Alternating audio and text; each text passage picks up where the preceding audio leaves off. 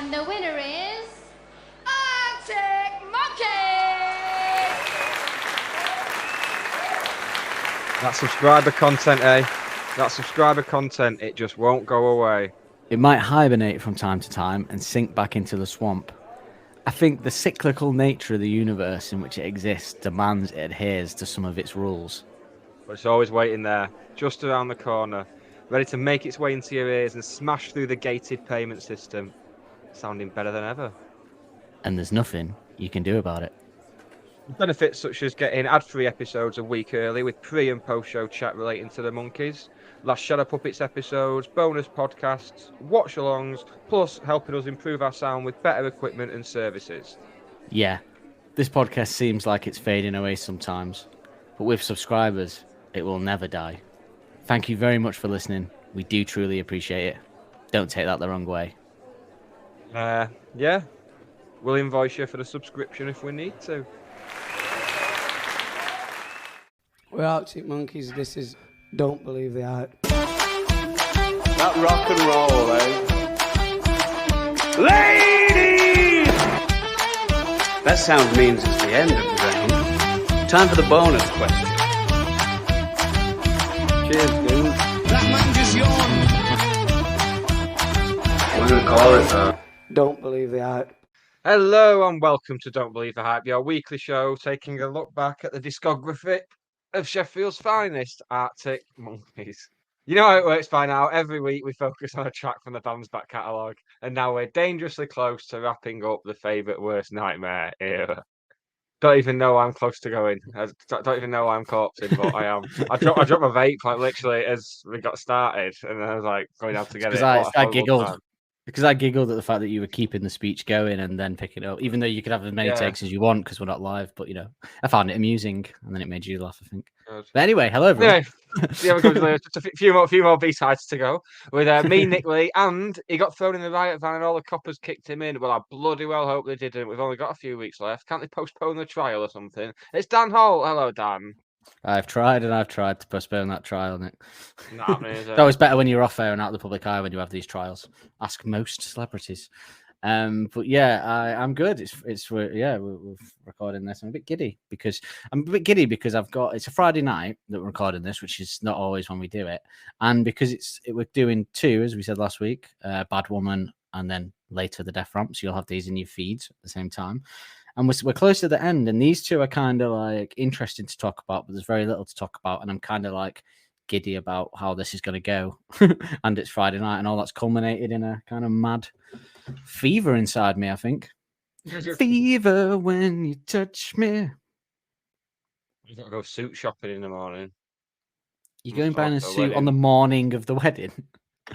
I'm not going to the wedding. I'm just going to the night, dude. Just need, I know. You keep saying that. When I say the wedding, I mean the night. I know you're just going to the night, dude. It's still the wedding. It's specifically not. It's definitely not. It is. People go, I'm going to. If someone goes, I'm going to a wedding in a couple of weeks, I don't go, did you mean specifically the day, do you? Or are you going to the night? I do. Like, that's the first question I ask people. You intolerable cunt. Yeah, that's me. It's Friday night. Let's not get into all that again. Got a bad woman for this Friday night, haven't we? As I have many a Friday. Well, that's the maddest thing someone said all series. Shall we have a listen to Bad Woman, shall we? Yeah.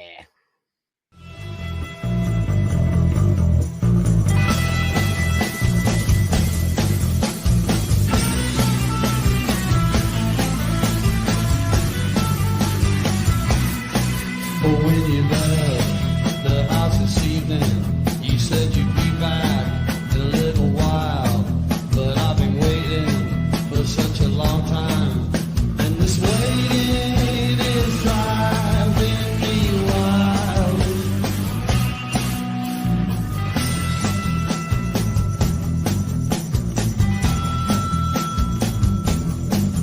While I wait, I think about you.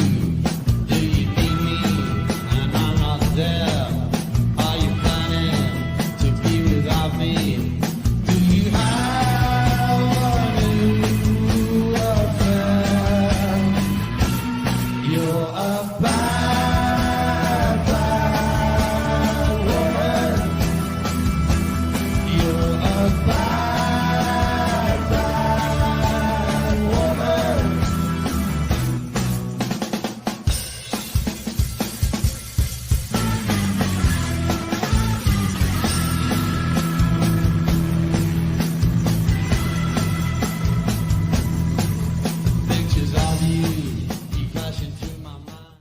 It's all right.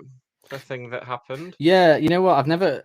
You know why we always, because that was a DVD extra, hence why you had to get it. It's got for the video watchers, it's got subtitles because it was obscure, and it was a DVD extra. And I just thought it's never occurred to me before. First thought was, I wonder what the crowd thought about that if you weren't like entranced in the B-sides and stuff about that. You probably didn't know who Richard Hawley was, unfortunately, like what's going on, but because it'd be a bit of a weird thing to happen in the middle of like a pretty like pumping gig, wouldn't it? Just to come out and do this kind of cover with this old bloke for like an 18-year-old band. I like it. I'm not having to go. I'm just saying the casual reader may have thought that, but then I thought, then it reminded me that we could have gone and we didn't. And if we'd have been there and Richard Hawley had come out under Bad Woman, it would have been bloody fantastic. I wonder at what point in the set it was. To know whether they placed it well. Encore, I believe. Oh, well, that's okay. I guess you can do what you want in the encore, can't you? It's when magic happens. You know, I thought we'd get to the end of this series 2, in case the readers are wondering. I thought we'd get to the end of this series without being reminded that we didn't make it to the Live at the Apollo gig, but it's going to come up again. Well, we've got to remember next week. Yeah. Oh, yeah. Don't worry, I'm well aware of that. For the last time, I will directly reference it a couple of times in this podcast, Nicholas. But yeah, it's sad, isn't it? But then we never have to think about it again. Apart from every night before I fall asleep, but you can't do much about that, can I? Add it to the list, mate. Add it to the list. Shall we do the information action ratio? The information action ratio. Ain't that the place to go? Bad Woman is 2 minutes and 19 seconds long, and it has just 3.9 million streams on Spotify. Significant drop from the highs of Too Much to Ask last week, for obvious reasons, really. It was released on the 3rd of December 2007, so just before Live at the Apollo. Actually, was a point there to raise as with them playing it. As part, it was, wasn't it? Oh, was that 2008? Actually, Live at the Apollo. I always get confused from when the DVD came out and when the gig was. I think it was 2007. I think it was. It came out. Yeah. So I know because I'm about to say it in a minute. But yeah, it came out just a few days before they played it there, so that's pretty good.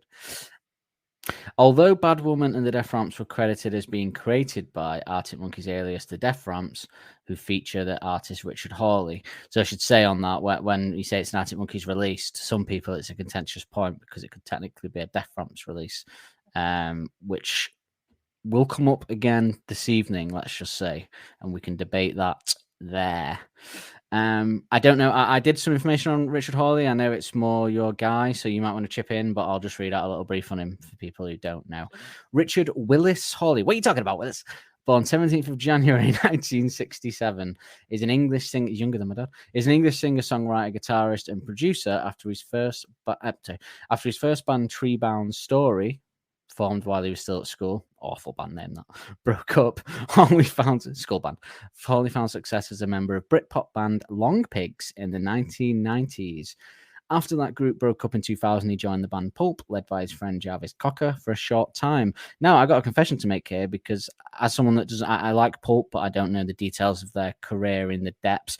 I thought he'd always been in Pulp. I just assumed because I knew he was in Pulp that he'd been in Pulp since the beginning. I didn't know he joined in the early 2000s and then left. So he wasn't even on like the big albums. Well, I thought he joined before that. I thought he was like with them for like Disco 2000 and stuff at the very least. But clearly, well, because this isn't Monkeys related, the depths of my research were Wikipedia. So take that with a pinch of salt.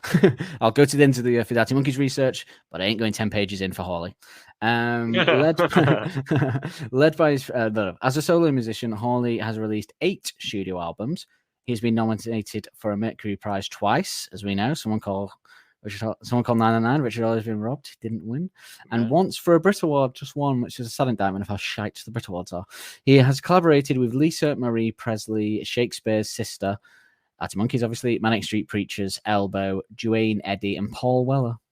Just the one Brit Award nomination, though, eh? It is 100 cunts. It is 131 beats per minute and is in the key of D. Wrong key, though. Other key tracks in D. Do you remember at the start of this series when Nick thought he was going to have a hot girl summer complete with moves like Jagger by Maroon 5? Well, it turned out it was more Show Me the Meaning of Being Lonely by the Backstreet Boys than Winona's Big Brown Beaver by Primus. Ah, well, probably for the best, as most of his conquests are usually left comfortably numb in the Pink Floyd. if you recall, in the two last shows, I roast us both. So there you go. More on that. The song has been played live once by the band on December 17th, 2007 at the Carling Apollo Manchester, aka Live at the Apollo, aka the one you just saw. And yes, Nick, only one more week until I can stop having to remind myself that I completely fucked up my life by not going to that gig. The original version of this song was sang by Pat Farrell and the Believers in 1968, released on 7-inch vinyl by Diamond Records along with single All My Love. There is very little information on Pat Farrell, originally called Patrick Sickifus, which is, I assume, why the credit for the song goes to Patrick Sickifus. And there's little information on the Believers too, so I imagine they're fairly unknown, to be quite honest, because this track was quite hard to track down. Well, it's on YouTube, but like you have to specifically type certain things in to get it up, and they're not on Spotify, I don't think, from what I saw or anywhere else. So yeah, but unknown song, but we'll maybe have a little chat on that. But should we listen to the original?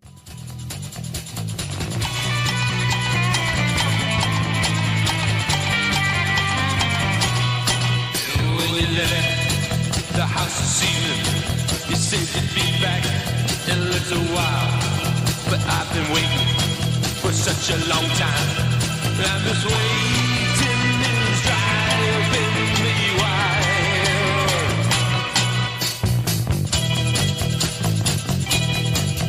While I wait, I think about you.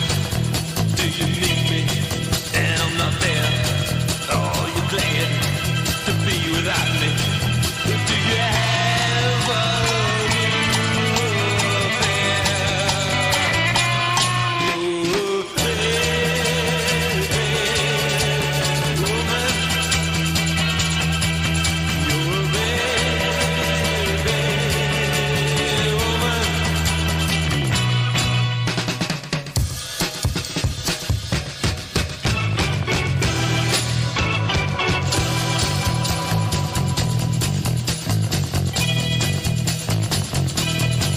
Pictures of you keep flashing through my mind.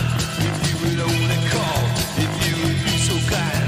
But I have magically, I see another man, and it's this way. That's just a choral, that. Yeah, it's I'm it. well, it's not. Obviously, it was way before. But yeah, Yeah, the choral yeah, is doing the that. choral, yeah. Yeah. Yeah, it's a cool tune. That it's like one of those. I get perhaps the equivalent of like a one-hit wonder, except it wasn't really a hit either, I think. But just a song. But yeah, I really like it. I can see why they covered it, but maybe let's chat about. I don't know. We can chat about it now. We can chat about it in a bit. Maybe as we go through the music, we'll chat about it, about how they maybe came across that song and stuff. But should we do some reviews of the song?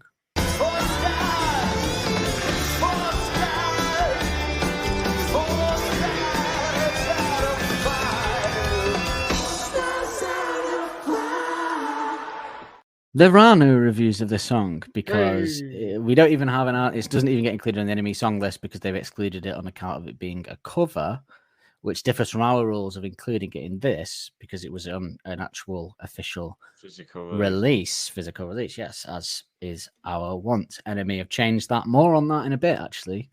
But yeah, and there was the best of I saw a Reddit post where someone said they liked it, and if you think I'm going to read that out, you're sorely mistaken. So yeah, that's that really. Much I can say.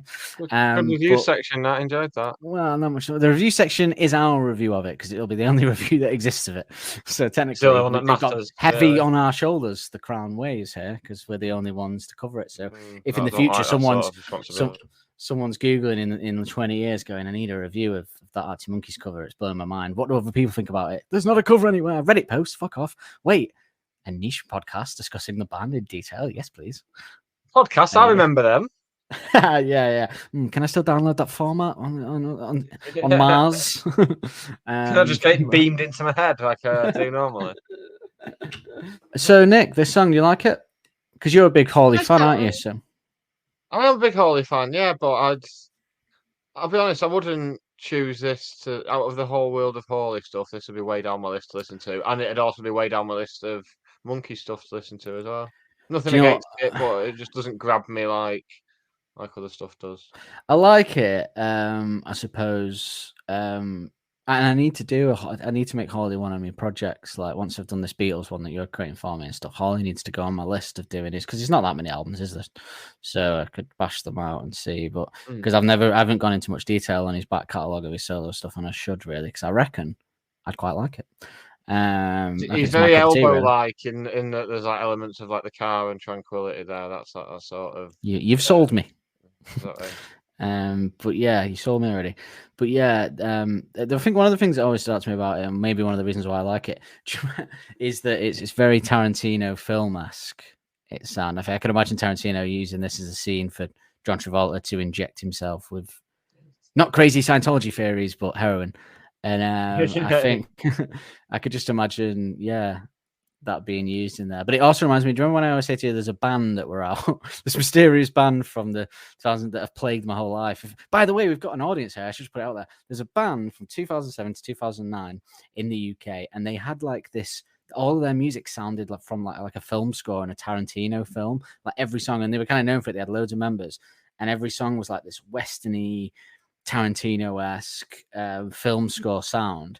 And I heard them once when I was driving back from work of an evening, listening to like it would have been who did like new band sessions on Radio 1 at the time. John Kennedy. Or Steve Lamacq. Yeah, it was Lamacq or Kennedy, one of the boys.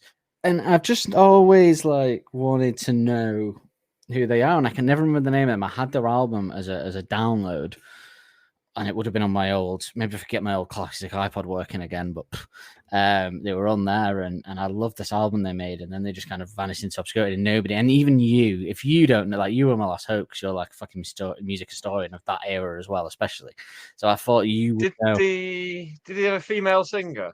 I think they did, but it was a bloke that did a lot of the singing as well. But there was definitely a female involved as well, and they both spoke, I think, on the thing I listened to. But God, you know what? I mean, it could be someone really famous, and I wouldn't know because I just have no memory. But I would know. I would if it was someone well known. I'd remember the name of the act. But yeah, they came. Annoying me as well. Every time I'd forgotten, and now you've reminded me of it. Hear it again, but also part of me worries that like because I'd hear it and I'd go, oh, actually, that was really shit. Because I was like 17, 18. Maybe something should stay, you know, as in the past. But I don't know. Maybe not. Or I'd listen to it and go, wow, why did this not be bigger? But maybe one day I'll find out. But if anybody recognizes those clues, and we do have one listener who's a subscriber that seems to know his stuff about music, so maybe he could, you are, so maybe he could know that as well. But if anybody else recognizes that kind of what I'm saying, please, even if you think you might not be 100% right, please send me a link or something. Point out of his misery. Yeah, one way or the other. Yeah, just find me in the night and shoot me in the back of the head. Either way, it'll solve the problem. No, in this song though, I do love the bass. The bass is superb, and it's the same obviously in the original track when you listen to it. But I think Mr. O'Malley makes it even better. I'd say deeper, and that might be modern technology and having better things that are disposable than in 1968 in 2007. But yeah, I don't know. I just really like that. The bass sound is much deeper and much more atmospheric.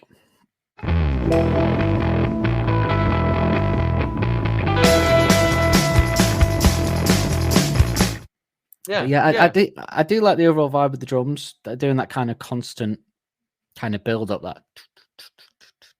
that kind of thing, aren't they? And I actually think Stone Roses with the drums. I thought yes, they are. Yeah, like I want to be yeah. Hey Dan, do you like listening to popular songs with questionable lyrics? You know I bloody do. And Nick, do you like drinking copious amounts of alcohol? Nah, do I ever? Actually a worry. Well, if you're the same as us, then come listen to a weekly podcast, Liquor and Lyrics, where we take apart popular music's worst songwriting whilst drinking our favourite drinks, which kind of stay in theme with the song. From Gin and Tonic to Grease Lightning. Cosmopolitans with Chaz and Dave. Blue Lagoons with Busted. Sex on the Beach with Sex on Fire. Shirley Temples with Shaggy. And even a shandy with Sharon. Dropping on Tuesday the 19th of September and every Tuesday after on your favourite podcast platform. But yeah, good cover to choose for them, I thought, because there's plenty of like elements within this song that reflects the band and actually reflects what's coming in the band, because it's interesting because I always felt like how do you remember how Who the Fuck Are Arctic Monkeys was the last sort of one, if you discount Leave Before in the middle. Who the Fuck Are Arctic Monkeys was the last song that bridged the gap between that and Favourite Worst Nightmare, and we felt there was a lot of elements lyrically as well that bridged that gap for us. And I always think this EP, the Teddy Picker EP, does that as well. It leads into the Humbug sound quite nicely. This Death Ramps and the Nettles, sort of, it's again bridging that gap. So it's interesting that they chose this cover because I think it has a very interesting vibe to it from before and after. So like, because it has plenty of Jamie Cook special clean guitar moments in this song from like Favourite Worst Nightmare for him to do.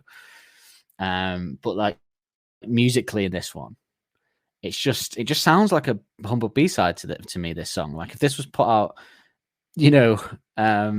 as a humble B-side, I wouldn't have batted an eyelid really on it. And maybe that shows us what they were listening to now at this time, which then perhaps informed the next record and helped them to choose. Like maybe that was the thing.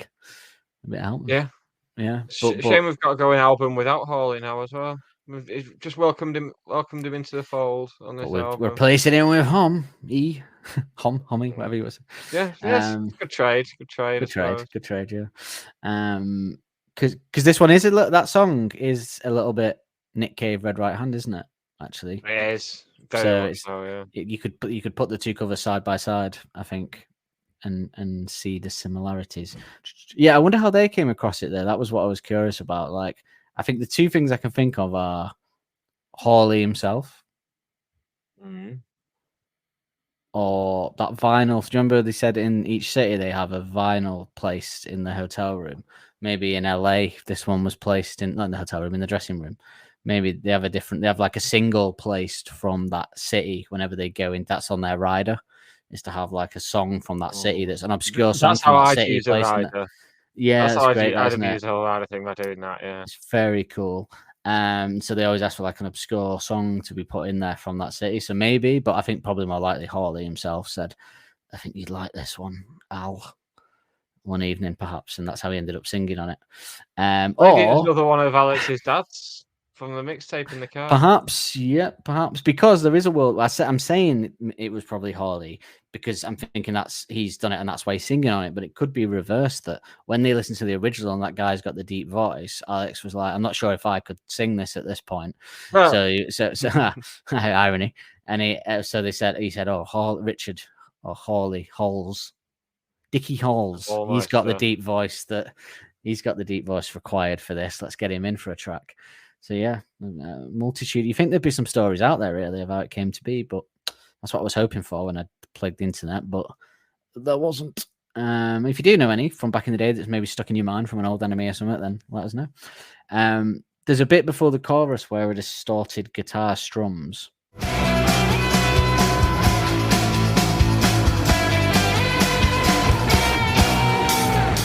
And that felt very Monkeys, even though it's in the original song. I checked, it is still in the original song. It just reminded me of the bit in Temptation. You know, when the rap goes back into the chorus and it's like, just like the build back into it with the guitar. Weird. It sounds very similar, but distorted. And so maybe again, like perfect cover selection, which is a skill they've always had, I'd say, to pick songs that they can turn into their own. Because they don't really change this one much, but it just works. Like, I suppose when we've heard them change, they don't tend to change songs a lot that are already in the same genre or thereabouts. But when they're tasked with doing like a hip hop tune or something, they do make it sound like a Monkeys tune. Really cool chorus, bit Western, bit Shadows. I thought Shadows it, yes, absolutely. Bit TLSP. In fact, you could say as well, which was a comment.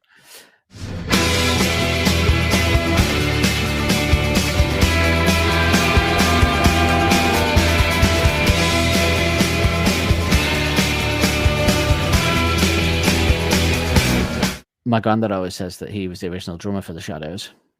Not true. Oh yeah, that came up on the the instrumentals episode, didn't it? Don't know what he's talking about. Honestly, he's mental. He also could have played for United, so say what you will from him. He's a fantasist. The man's a fantasist. But I love him. I do. Well, he still plays for United now, to be fair. Yeah, they missed a trick probably. I do love Helder's little drum fill here as well, because that does sound like a little typical Helder's flourish. But I went and checked because I kept going, "Is this?" But no, it was in there as well. That little dum, dum, dum, dum. Yeah, very faithful cover.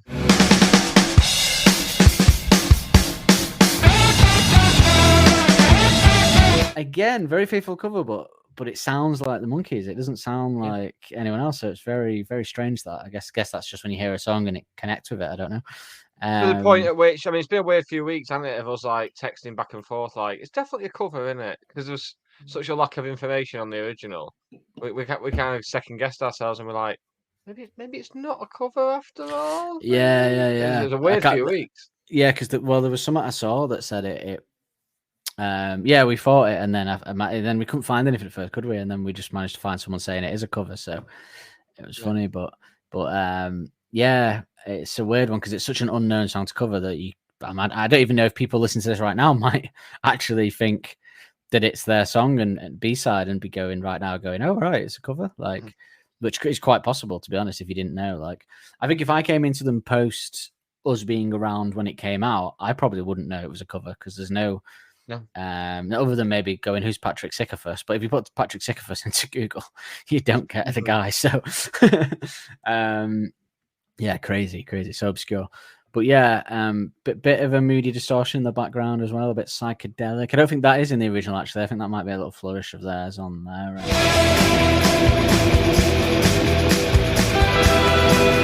You could even say with that guitar there that you can hear the Miles guitar influence again, as we said last week. Like that. It's in there, isn't it? What was that term we said? Mersey beat, like Miles, choral, everything like that.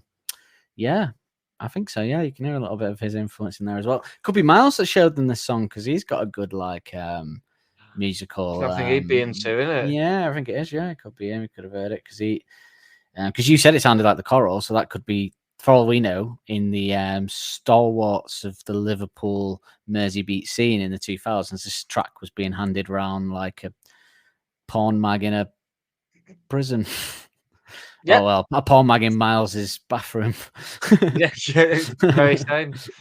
But yeah, I would imagine. So yeah, but perhaps it did come from old Miles Kane himself. Because it does sound like a lot of stuff he'd like. Miles Kane. It does the thing I love here, which I love it in any song where the guitar in matches the singing. It does it in the outro, so it.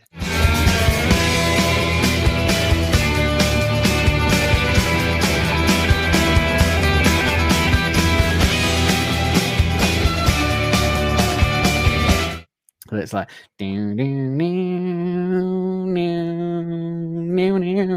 I just love it when songs do that. I don't know why. Yeah. That could be a spin-off podcast. That could just songs that do that. Maybe not a podcast. Maybe at the very best a pre-show chat. A whole podcast series. A whole podcast called what would you call it? If you've heard us going on about subscriber stuff, then get in the episode description and find the subscriber stuff in Spotify, Apple Podcasts, or Patreon. And you'll hear the trailer and get extra stuff. And you'll hear the trailer embedded in this, I imagine. But we have launched a new podcast as well called Liquor and Lyrics. So if you like us and you like our humour, and if you're just putting up with listening to this to us because you want to hear about monkey stuff, fair enough. Don't come and listen. But if you do get our humour and like us, anyway. Come listen to that. Yeah. And it's less. It's a bit of a more tighter job in it because this is our passion, isn't it? This is our passion project. So we go into this, but that's very much a sort of comedy podcast where we're quite strict with the timing and the timing's got to keep the rhythm. Yeah, keep the rhythm going. Whereas, that's like a jazz song. This is more like a jazz song. Works for both there, doesn't it? You can go improv, you can go tighter. Genuinely thought you were fully losing it then. It works. But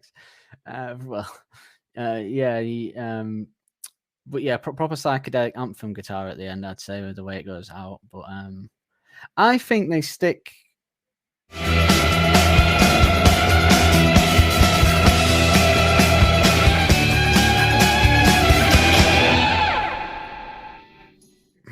I think they stick to the song more on this than they do in a lot of other covers, as we've said, but they definitely put their imprint on it in some ways, like, because it does feel like them. But then when we're saying like, oh, that bit sounds like something Elders would do, or that bit does that, would we have said that at this point?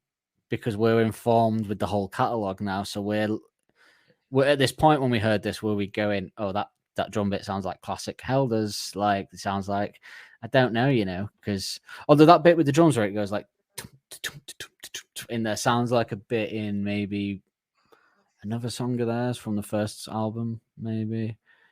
Don't know, it might be Vampires or something, but it might be a B-side. It might be Chun-Li or something, actually. It might be weirdly something like that. Or he just like he goes off on a drum bit on his own, something like that. Sounds a bit like that. But yeah, maybe we're also informed by what's to come, particularly in the next era when we're saying it sounds like Monkeys and that. So we're almost doing it in the wrong like way around, because at the time this might have been influencing Humbug and what was to come, but now we're going, oh, it sounds like that. But what came first, the chicken or the bad woman?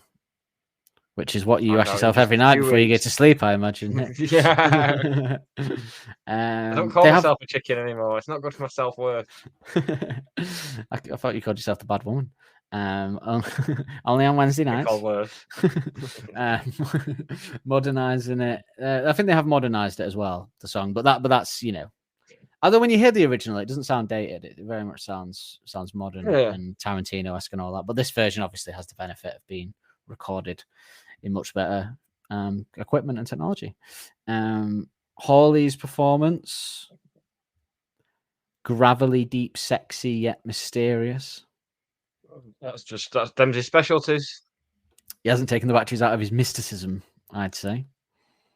I'd say not. Can I have a lyrical on? I'm starting to think that's my most used line.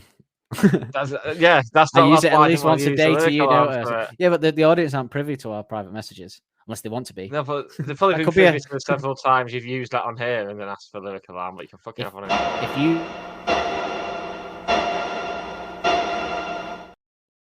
It worked anyway. It worked. I only use it when it works. It works because Hawley's mysterious.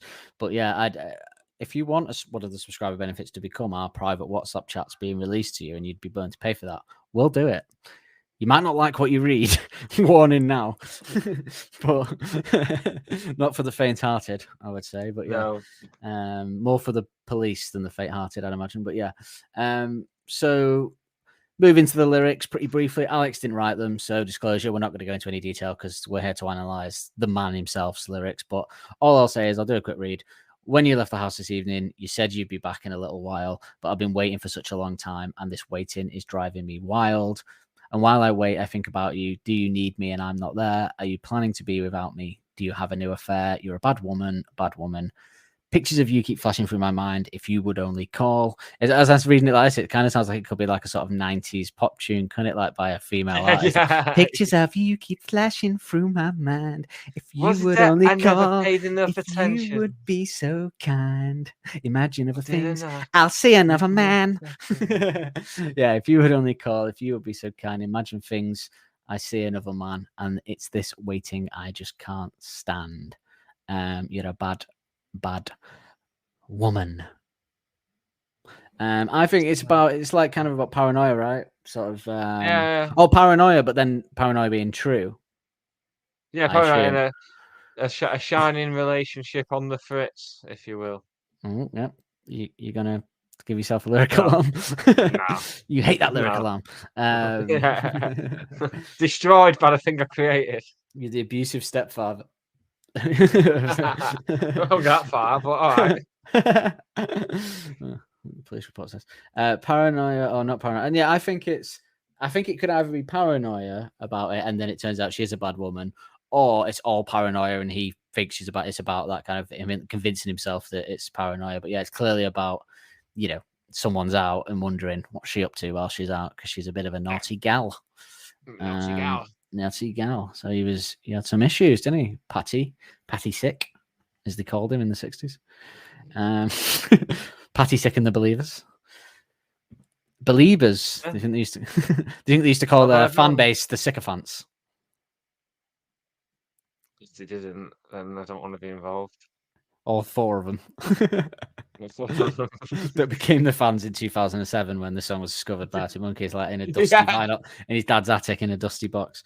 But yeah, no, shall we? Well, should we do our favorite musical moment, Nick? Because I ain't got, unless you got something else to say on the lyrics. Because I ain't. I haven't done nothing for you, mate. Even if Alex did write them, there wouldn't really be Right much to say. Would phony. there? Even if he did, there wouldn't be much there, would there? But he never would. There'd be better than that if he did. So He's a But phony. they do work for the song, though. I do like them. I Yes. do like the lyrics, by the way. I think it's a cool song. That's fine, It's more fine, of but a. just It's not the how same way think. I like songs that are in Tarantino films. That it's like viscerally exciting. There's a specific song that obviously we're talking about, I assume, when we say it, which is the one in Pulp Fiction when he injects heroin. Is the song it sounds like, yeah.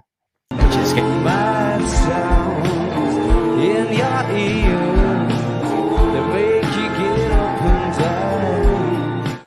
It escapes me who that's by, but I can't remember. Can you? Yeah, good. Oh, I thought you would. Sorry, you normally know that kind of stuff, so I just sort of leaned on you. But false. Sorry, obviously. mate. No, I had I said- nothing for you there, I'm afraid. I'll lean on you when I'm down. Then the intro bass and the bass Right. throughout just cool as fuck. And shout out to Helder's little drum fill though. Yeah, I like that. It's a nice little Yeah, pace all the way for me. Yeah, Just goes to show there's no. hip hop influenced drums, man. 1968. That same sort of little hip hop interlude there and there. Well, a lot of hip hop when it became like more of a, obviously it goes way back. I'm not saying it became a thing then, but 90s hip hop samples a lot of old kind of tunes and the drum beats and stuff like that, don't they? So that's why perhaps it sounds familiar. You gonna do a favorite lyric? Would it not be one of Alex's, or I'll just give a shout out? Okay, well, shout out to the. Oh, you'd have to play the jingle. I'll just give a shout out. I've been waiting. I've been waiting for such a long time, and this waiting is driving me wild. And while I wait, I think about you. Do you need me? And I'm not there. I think that's the closest to a lyric that could actually be one of Alex's there. I quite like that. Yeah. Very Dion. It's very Dion, yeah.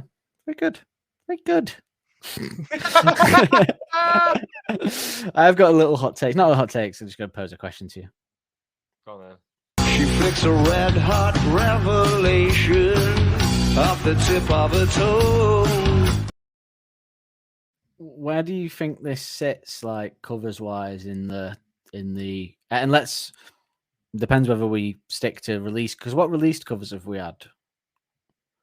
Not many, really, is there? And we've got This, and then we've got the line Stephen Fretwell one. Stephen Fretwell one. That's about it, isn't it? Really. So, I want to be yours, One of yours, and Baby I'm Yours as well. and Baby I'm Yours. So, and Put Your Dukes Up, John.